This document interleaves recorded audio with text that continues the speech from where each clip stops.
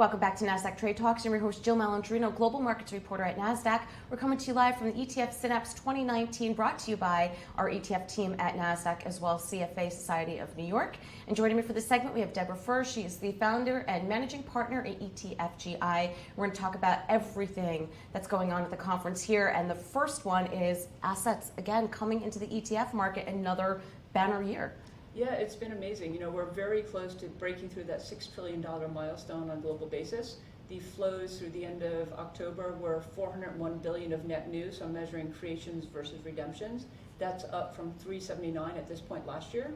And if we were to look at a month ago, we had $70 billion of net new money going into ETFs, which was the second highest ever month of net inflows. So the highest was December 2018 when we had $110 billion net new going in.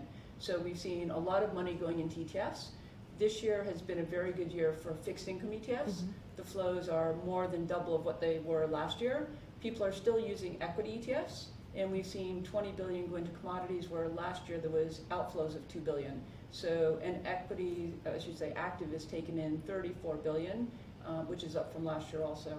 Well, and it's not just domestic activity, you're seeing an increase in international exposure as well.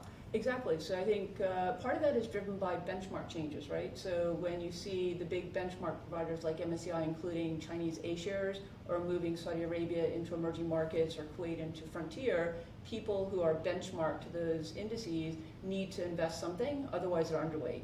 And so we've seen significant money going into ETFs providing exposure to emerging markets, to China A-shares, to Saudi Arabia, and even to Kuwait. So I think ETFs just make it easier. You don't have to worry about foreign investor status, picking stocks, buying stuff locally, the other things that might go on with that.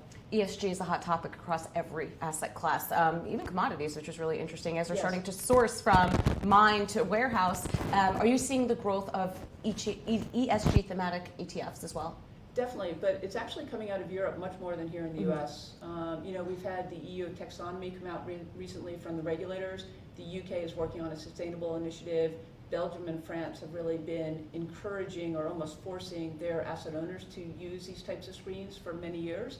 So if you look at the assets in ESG products, you would see that 60% of the assets are in European domiciled products. If you look at the broader ETF industry, 70% of the assets sit in US domiciled products. So a big difference. And we did see that some of the products that came to market here in the US were actually seeded by Scandinavian investors. All right, now the new ETF rule, is that going to be good for the industry and ultimately safe for investors? So I think it's good for the industry and also for investors. And the reason I say that is historically, when an ETF came to market, and let's step back, an ETF is a mutual fund with added benefit. So it is a wrapper. And so historically, it would take anywhere from 180 to about 680 days for an ETF to come to market, because you had to go to the SEC and ask for permission to be exempt from certain rules. And that process was very variable. Yeah. And the exemptions weren't consistent. So what this means is for most products, except for leverage and inverse, and I will call them periodically disclosed ETFs, which some people call non-transparent active, which isn't included, it means a level playing field with mutual funds, because mutual funds do not have to go to the SEC and ask for permission. And it also means that all the ETF issuers will have a level playing field, because individual issuers won't have different exemptions. And so we'll be able to have custom baskets, smaller creation redemption sizes, which means market makers and authorized participants will be happier to create when there's small inflows, where that will help, I think, pricing.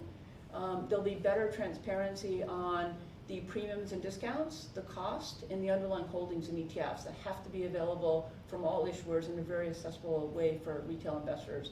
So I think this is all a good thing for both the industry as well as for individual investors. All right, and to wrap up here, in our industry, we're constantly talking about transparency. So this non-transparent active ETF that's now going to be allowed to come to market, is that a bit counterintuitive?